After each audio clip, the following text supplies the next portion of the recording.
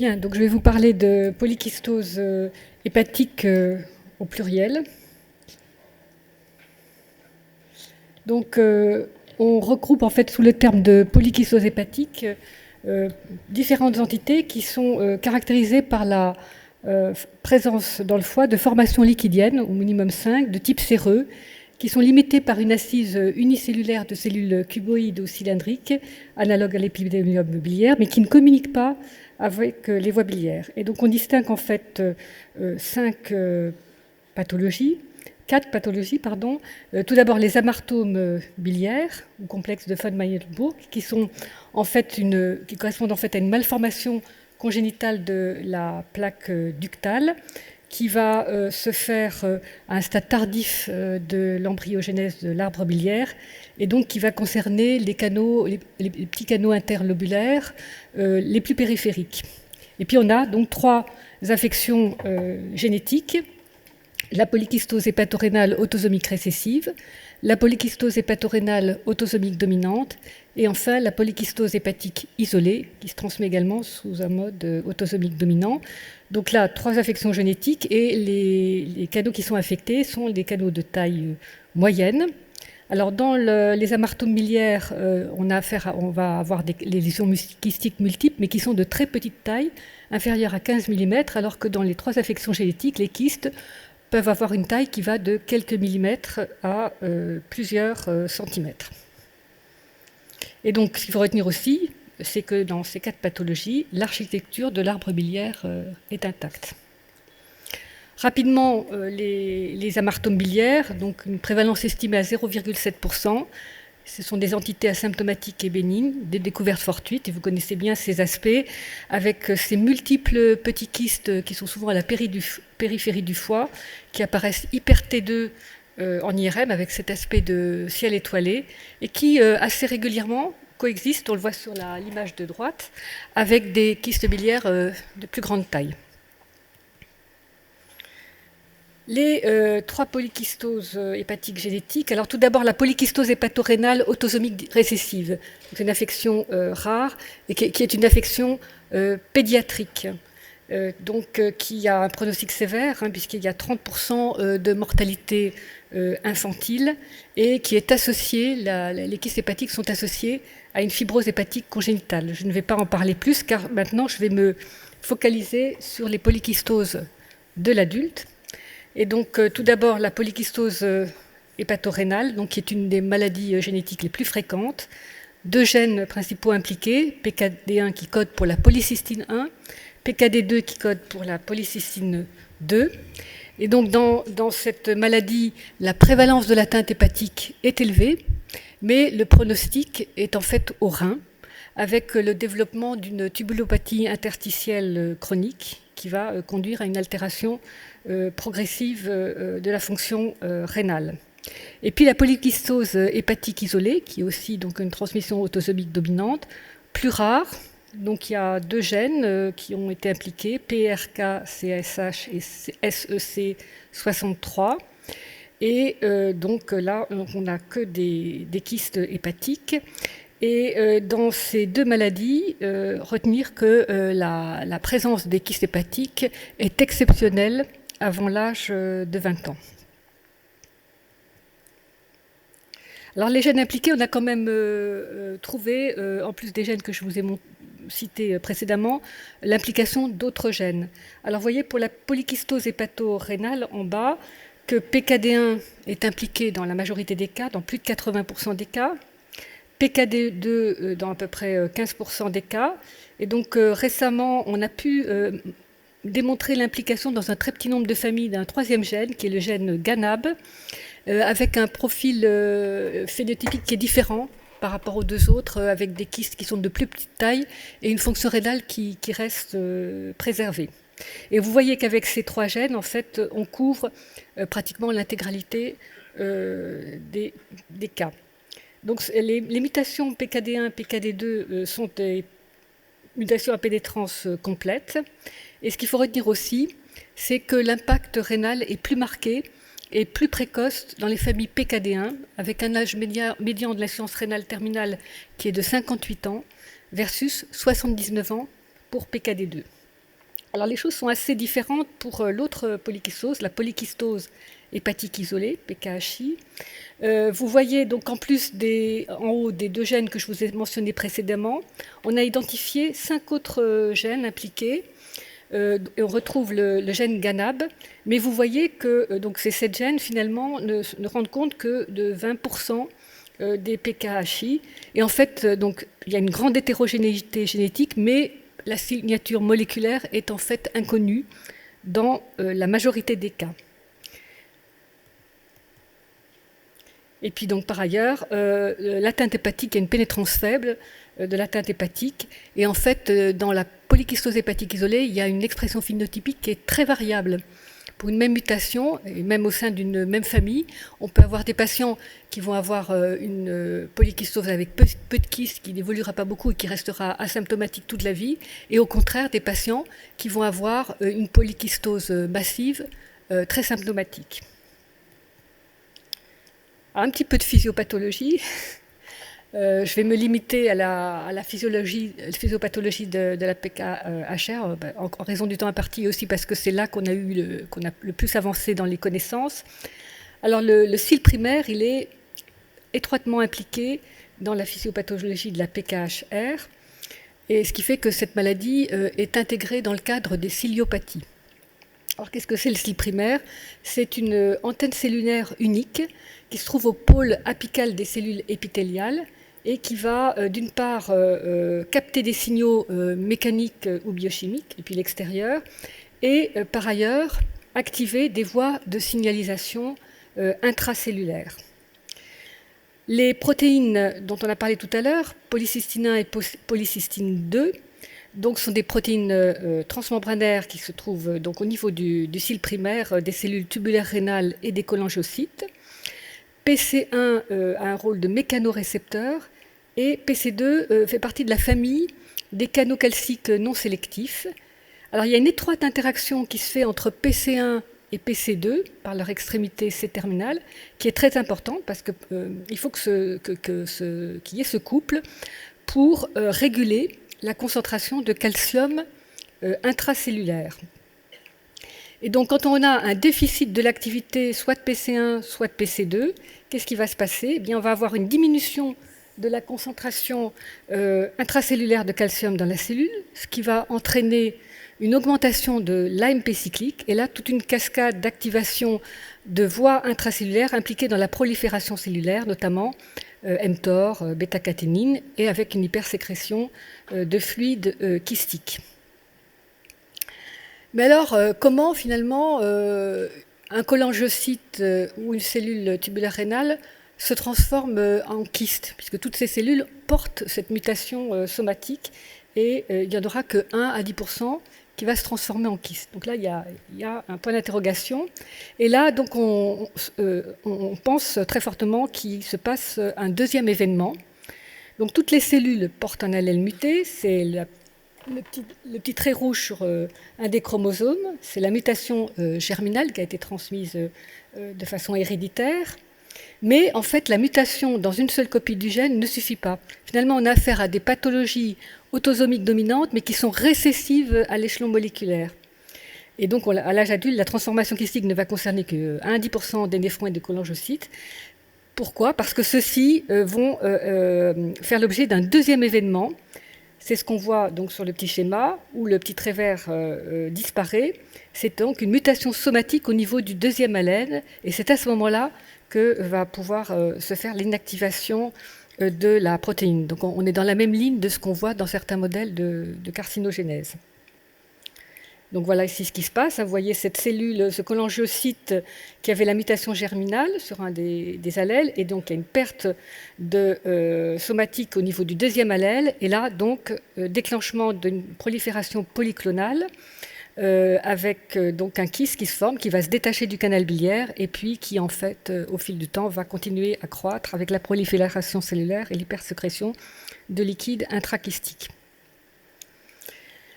Alors, 2 mots pour l'histoire naturelle des kystes hépatiques. Donc, je vous l'ai dit, ils sont exceptionnels avant l'âge de 20 ans, que l'on soit dans le cas d'une PKHR ou d'une PKHI. Ils sont présents chez plus de 80%, par contre, des patients au-delà de 60 ans. Alors, ils sont plus nombreux et plus volumineux chez les femmes, avec une tendance à l'augmentation de la taille après les grossesses, ou à la faveur d'une contraception orale œstroprogestative ou d'un traitement hormonal substitutif de la ménopause, donc si je gère très fortement une influence des œstrogènes, et ce qui explique aussi que 90% des patients symptomatiques sont des femmes. Les kystes hépatiques n'entraînent jamais d'insuffisance hépatique, donc contrairement à ce qui se passe au niveau des reins, où les kystes rénaux grossissent et vont conduire à la constitution d'une insuffisance rénale progressivement de plus en plus sévère. Et l'augmentation de la taille des kystes, elle varie de 1 à 3% par an. Dans la polykystose hépato-rénale, les kystes rénaux, ils apparaissent toujours avant les kystes hépatiques. Vous voyez sur cette figure qu'avant 30 ans, eh bien, il y a 46% des patients qui présentent des kystes rénaux, alors que les kystes hépatiques, pour les patients du même âge, ne concernent que 18% des patients. Donc on a identifié des facteurs de risque de développement des kystes hépatiques dans ces maladies. Donc on va retrouver des choses que j'ai déjà évoquées. Il y a le degré d'insuffisance rénale, la contraception orale et le traitement hormonal substitutif de la ménopause, le sexe féminin et l'âge. Enfin, je vous rappelle que dans la polykystose hépato-rénale, il y a des atteintes extra-rénales. C'est une maladie systémique. Au premier rang desquels nous avons donc la polykystose hépatique qui concerne 90% des patients. Ensuite, les atteintes, les anévrismes cérébraux, 10%. Et puis après, on peut avoir d'autres choses plus rares, donc des bronchectasies, des atteintes au niveau du cœur, en particulier des valvulopathies, prolapsus mitral, insuffisance mitrale, des anévrismes artériels. On peut avoir aussi des diverticules du côlon, des hernies pariétales ou inguinales, et également un retentissement osseux. Le diagnostic d'une polykystose hépatique ne pose en général pas de problème. Il va donc reposer sur l'imagerie et en première intention l'échographie.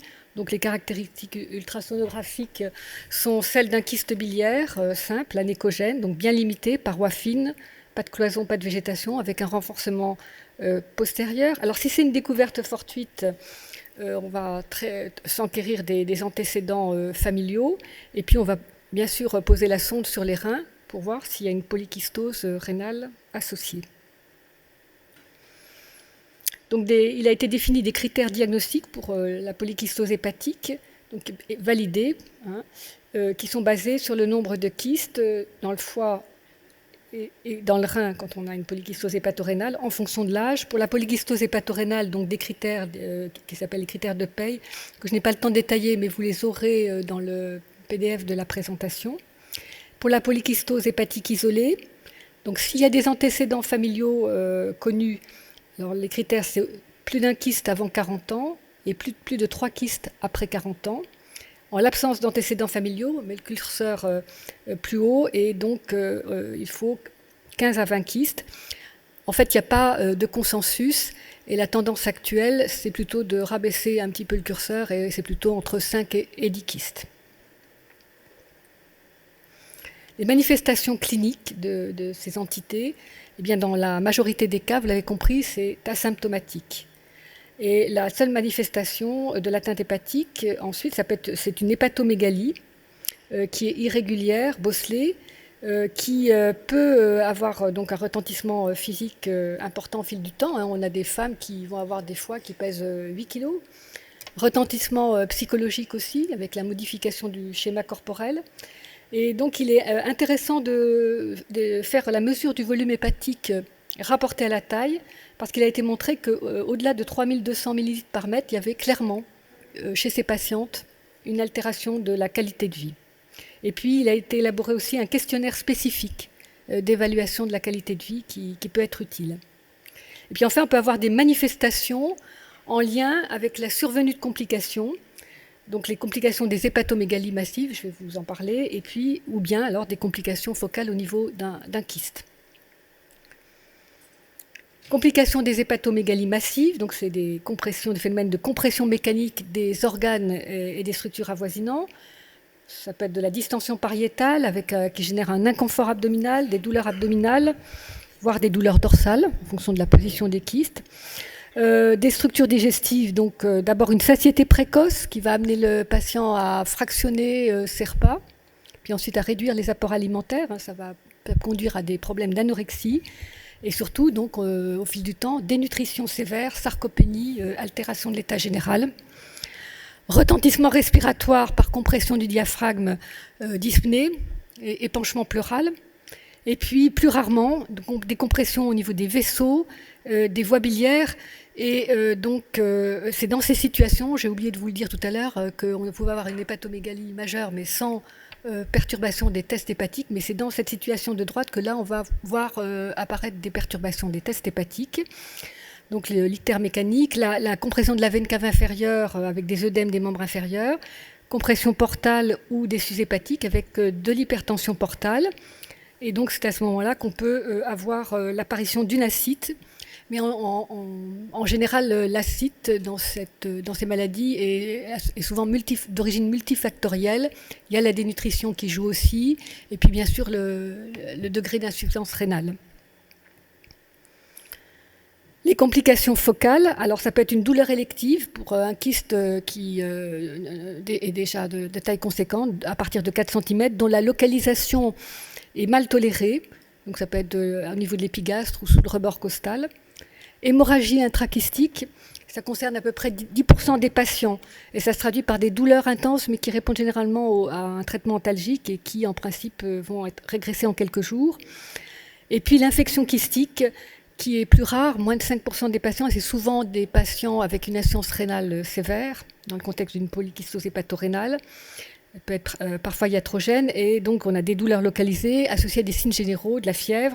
Et là, c'est vraiment une complication qui est potentiellement grave, en particulier si on est sur un terrain de dénutrition, s'il y a des germes multirésistants. Et ça représente quand même 10% des causes de décès chez les patients dialysés avec une polykystose hépato-rénale. Je vous ai mis 2 exemples. Avec à gauche, en IRM, l'image d'une hémorragie intrachystique. L'IRM est un bon examen parce que voilà, il y a une modification du contenu du kyste qui est hétérogène, avec surtout ce signal hyper-T1 spontané qui signe le saignement. Et puis à droite, donc cette image de compression par ce gros kyste prérachidien de la veine cave inférieure de la veine sus-hépatique avec de l'acide. Le traitement, pour terminer, de la polykystose hépatique. Alors, la majorité des patients atteints de polykystose hépatique ne nécessiteront aucun traitement. Et un traitement ne sera envisagé que chez les patients symptomatiques. Donc, ça représente 10 à 20% des cas. Et donc, comme je vous l'ai dit, ça concerne essentiellement des femmes.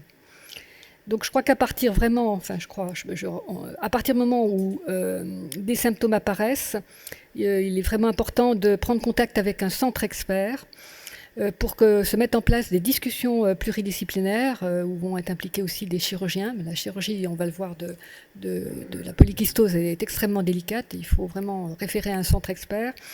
Intervention aussi dans ces discussions des néphrologues si on est dans un contexte de PKHR. Et vont être pris en compte dans la réflexion le degré de l'insuffisance rénale si on est dans le contexte d'une polykystose hépatorénale. Très important, l'état général et nutritionnel et l'impact sur la qualité de vie, le retentissement socio-professionnel, et bien sûr la taille, le nombre, la topographie des kystes. Et là, pour ça, on s'aide d'une classification qui est la classification de Gigot, qui a été établie il y a de nombreuses années, mais qui sert toujours. Donc avec le type 1, qui est représenté par des kystes en nombre limité, moins de 10, et qui sont des kystes de grande taille. Le type 2, multiples kystes de taille moyenne, laissant persister de larges zones de parenchyme sain. Et le type 3, où on a de multiples kystes de petite et de moyenne taille, avec plus beaucoup de parenchyme sain, même parfois plus du tout. Pour le traitement des complications focales, le kyste hémorragique, donc je vous l'ai dit un petit peu tout à l'heure, en général on essaye de passer le cap avec des antalgiques et on surveille, et en général les choses vont se tasser et ça n'ira pas plus au-delà. Pour un kyste infecté, donc antibiothérapie systématique et ponction, Et puis parfois ça ne suffit pas et on peut être amené à faire un drainage. Pour la partie du traitement de la polykystose hépatique symptomatique du fait de l'hépatomégalie, vous voyez qu'on a un éventail assez large de possibilités qui passe par un aspect de traitement médicamenteux, la radiologie interventionnelle et la chirurgie, soit conservatrice, soit au-delà avec la transplantation hépatique. Pour le traitement médicamenteux, le seul médicament qui a fait la preuve d'une efficacité est représenté par les analogues de la somatostatine, qui vont entraîner une diminution de l'AMP cyclique dans les cholangiocytes kystiques et qui vont ralentir l'augmentation, la progression des kystes. Alors, il y a eu des études avec d'autres molécules, inhibiteurs de mTOR et aussi l'acide urso-désoxycholique qui augmente le calcium intracellulaire. Il y avait eu des résultats prometteurs dans des modèles d'expérimentation animale, mais en fait, ils sont non concluants dans les essais cliniques. La radiologie interventionnelle, donc elle est représentée d'une part par la ponction-aspiration et la sclérothérapie. Je vais vous en parler un petit peu plus précisément. Donc ponction, aspiration et sclérothérapie, l'agent sclérosant le plus souvent utilisé, c'est l'alcool à 95%. Et donc ça peut trouver sa place pour des douleurs focales liées à un kyste dominant de 4 cm. Et ça permet de réduire les symptômes dans 85% des cas. Le problème, c'est qu'il y a un taux de récidive qui est important, 20 à 50% des cas. Dans la radiologie interventionnelle, il peut y avoir aussi une place dans les kystes localisés au niveau des veines hépatiques pour la mise en place de stents au niveau des veines hépatiques comprimées. La chirurgie est donc deux volets, fenestration sous laparoscopie ou laparotomie ou résection hépatique. La fenestration des kystes, donc ça va concerner plusieurs kystes dominants dans les segments antérieurs du foie. Là, c'est possible.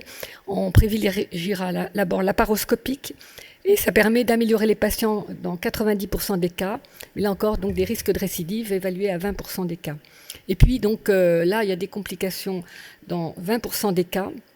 En particulier l'acide, et là il faut faire vraiment attention dans la décision d'une fenestration de kyste lorsqu'on a un débit de filtration glomérulaire qui descend en dessous de 30 ml par minute. Autre type de complications, fistule biliaire, également des problèmes d'hémorragie. La mortalité avec ce geste est de 2%. La résection hépatique qui peut être aussi associée dans le même temps à des fenestrations pour les kystes qui sont laissés en place. Alors là, c'est vraiment des patients sélectionnés, un petit nombre de patients sélectionnés dans des centres spécialisés, parce que c'est une chirurgie extrêmement délicate. Il y a des distorsions des vaisseaux, des canaux biliaires qui rendent vraiment le geste compliqué. Et il est surtout aussi, ça c'est des données récentes, mais très important, d'évaluer l'état du foie non kystique.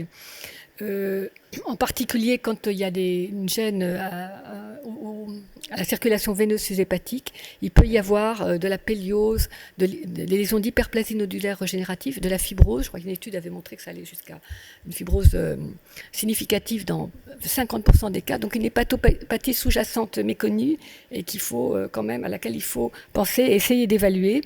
Donc les résections hépatiques, il y a une mortalité élevée, respectivement 21 à 50% de morbidité, 5% de mortalité, et les résultats sont quand même meilleurs à long terme que les fenestrations seules. Et puis la transplantation hépatique, la solution ultime, les indications, c'est les formes massives et diffuses GIGO3, la dénutrition associée à une acite et une sarcopénie, et puis lorsque le parenchyme épargné est le siège d'altération majeure, je viens d'en parler, en lien avec la stase veineuse sous-hépatique.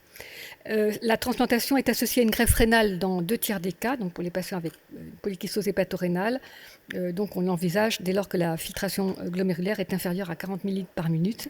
Mortalité précoce 5 à 10%, mais survie à 5 ans excellente, 90%, avec bien sûr, on s'en doute, un gain majeur pour la qualité de vie. Et puis là, on règle le problème de façon définitive puisque on a mis un nouveau foie qui ne va pas faire de kyste. Voilà, pour terminer, c'est un petit organigramme de prise en charge tiré d'un article vraiment que je vous recommande, publié dans JHépatol 2018, qui est d'une clarté extraordinaire, avec ce petit organigramme à la fin. Donc, polykystose hépatique, si une femme, arrêtez les œstrogènes. Symptômes, s'il n'y en a pas, pas de traitement.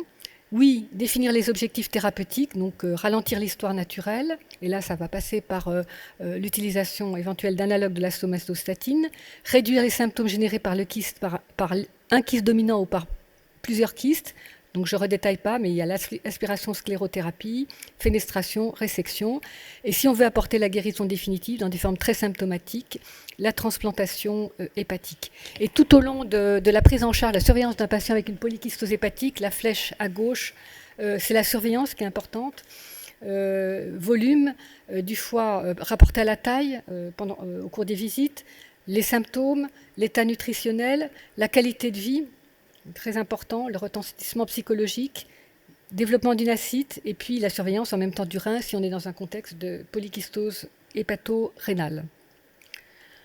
Alors les points clés, eh bien, les polykystoses hépatiques sont des maladies génétiques, vous avez compris, très fréquentes lorsqu'on a affaire à une polykystose hépato-rénale autosomique dominante, beaucoup plus rares lorsqu'il s'agit d'une polykystose hépatique isolée. L'histoire naturelle se fait vers une augmentation en taille et en nombre des kystes hépatiques au fil du temps, et donc ça concerne dans la très très large majorité des femmes. Ces affections restent asymptomatiques sur le plan hépatique dans 80% des cas. Il n'y a jamais d'insuffisance hépatique, et dans la polykystose hépato-rénale, le pronostic est au rein. L'impact psychologique, le retentissement sur la qualité de vie et l'état nutritionnel doivent absolument être pris en compte. Chez la femme, la contraception orale et les THS doivent être proscrits. Et dans les formes symptomatiques, il importe de référer le patient vers un centre expert avec une prise en charge multidisciplinaire. Voilà, pour terminer, je n'ai pas arrêté de vous parler de boules, de kystes. Et donc, je vous mets des boules un petit peu plus sympathiques, qui sont de saison, pour vous remercier pour votre attention. Bravo Solange pour ce magnifique diaporama. Juste une petite question, avant, il y a des questions dans la...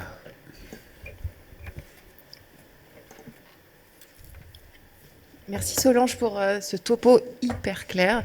Alors moi j'ai une question hyper pratico-pratique que la dernière patiente m'a posée comme question.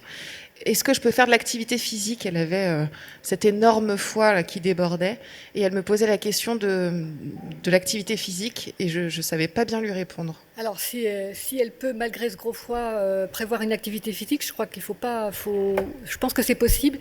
Je n'ai pas du tout parlé de cette complication, mais vraiment exceptionnelle, qui est la rupture de kyste dans le péritoine. C'est vraiment rarissime. Alors après, bon, ça dépend un peu du cas particulier, alors du type d'activité et puis de la taille des kystes dans le foie. Si c'est des petits kystes multiples, je pense que tu peux... Au contraire, c'est important.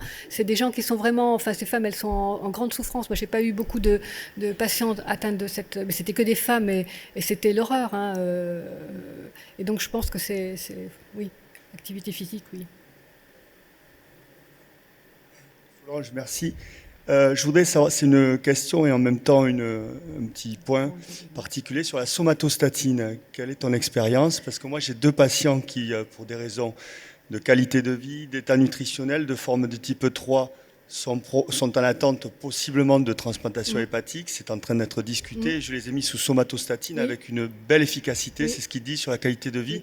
Le problème, c'est pas remboursé par la sécurité sociale et donc il va falloir rendre des comptes à un moment si tu les mets plus de plusieurs mois ou peut-être plusieurs années. Qu'est-ce que tu en penses de ça? Alors, personnellement, moi, j'en ai pas du tout l'expérience, mais vraiment, dans tout ce que j'ai lu, c'est quelque chose qui peut être intéressant. Hein, ça ralentit la progression. Alors, on ne sait pas sur le long terme hein, s'il y a pas, peut pas y avoir un échappement, mais justement, dans le cas précis que tu me présentes là. J'ai fait disparaître sur l'organigramme du papier de Gepatol, il y avait en bas une flèche en dessous entre la somatostatine et la transplantation hépatique. Ça peut être très utile justement dans l'attente d'une transplantation hépatique. Alors après, je pense qu'il y a moyen de défendre le dossier au niveau de la Sécu.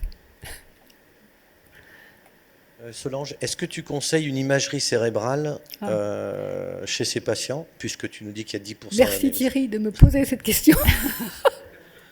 Alors, moi, bon, les patients que j'ai suivis, je leur ai fait une IRM cérébrale sans trop me poser de questions. Mais en fait, quand on lit la littérature, alors il y a vraiment, là, ce qui manque aussi dans ces pathologies, c'est qu'il n'y a pas eu de conférence de consensus, etc. Ce serait bien qu'il y ait quelque chose de clair. Mais quand on lit les papiers, c'est pas fait de façon systématique parce que ce sont des très petits anévrismes qui se compliquent rarement. Et il est recommandé de prévoir une imagerie, essentiellement quand il y a eu un antécédent familial d'accident cérébral. Si on est avec un patient qui a une profession à risque, par exemple pilote d'avion, voilà ce que j'ai lu. Je crois que c'est à peu près tout ce que je voulais dire. Et puis surtout, bon, le problème, c'est que les patients, ils sont au courant, ils connaissent bien, il y a des associations, etc. Ils savent qu'il peut y avoir des anévrismes cérébraux et parfois ils le demandent. Et là, je pense qu'il faut la faire, l'IRM. Mais dans les formes hépatorénales, les néphrologues le demandent systématiquement? Non, je ne suis pas sûre de ça. Ah oui, bah, les notes, non, si, j'ai relu, ils tiennent compte des antécédents. D'accord. Alors si, bien sûr, ils vont le faire s'il y a une un projet de greffe. Voilà, s'il y a une intervention, idem pour la transplantation hépatique. Si on envisage une résection, une transplantation, là, bien sûr, on va rechercher. Puis ma deuxième question, si je peux me permettre, c'est dans l'amartome. Oui. En fait, on a quand même plus de fibrose évolutive que dans la polykystose. Est-ce que tu surveilles les patients différemment sur le plan hépatique ou pas? Non. Alors, je pensais que tu allais me poser la question, par contre, de risque de dégénérescence, parce que ça, c'est décrit, c'est des cas, c'est très très rare. Donc c'est anecdotique. C'est anecdotique, dans mais c'est décrit. Du cholangioca, on a repris ça. Il n'y a pas de données dans la littérature pour surveiller les amartomes avec le risque de cholangiocarcinome. Alors moi, j'avais contacté, parce que j'avais quelques patients qui avaient des amartomes, j'avais contacté Saint-Antoine pour savoir un peu comment ils faisaient. Ils surveillent un peu quand même, ils font tous les 5 ans. Mais il n'y a pas de données scientifiques pour le faire. Et pour la fibrose, moi, Solange, moi j'ai une autre question. Dans le cadre d'un bilan préthérapeutique chirurgical, si tu veux opérer, qu'est-ce que tu fais comme examen pour apprécier le foie, sa fonction hépatique? Est-ce que tu as des idées ou... De toute façon, je pense qu'il faut faire une volumétrie puis essayer d'avoir une idée du volume du foie non kystique. Bon, bien sûr, les paramètres de fonction hépatique, mais souvent, il n'y a pas de perturbation. Et puis, voilà, si c'est des formes avec des atteintes des tissus hépatiques, là vraiment c'est écrit dans les plus récentes publications, il ne faut pas hésiter à aller faire une ponction biopsie hépatique du parenchyme pour être sûr qu'il n'y a pas des lésions vasculaires, une fibrose, parce que ça peut remettre en question la résection et faire basculer la décision plus vers l'orientation, vers une transplantation. Le problème, c'est que la PBH chez ces malades, elle est quand même complexe. On est bien d'accord. En transcutané, il faut trouver le coin où on peut le faire, et en transjugue, on ne peut pas. Donc, non, on ne peut pas en transjugue. Est-ce que les tests non invasifs d'évaluation de la fibrose, comme les tests sanguins, on a des données dans la polykystose? Écoute, je n'ai rien vu là-dessus. Je n'ai rien vu.